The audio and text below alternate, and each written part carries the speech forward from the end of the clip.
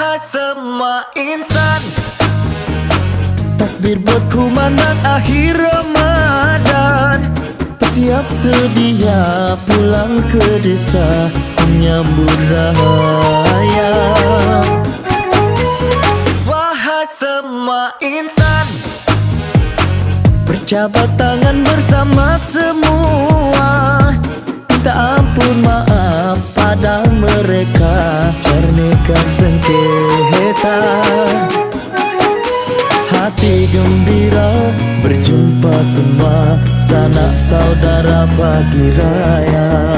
Suci terasa mengenang pada insan yang dulu kini tiada.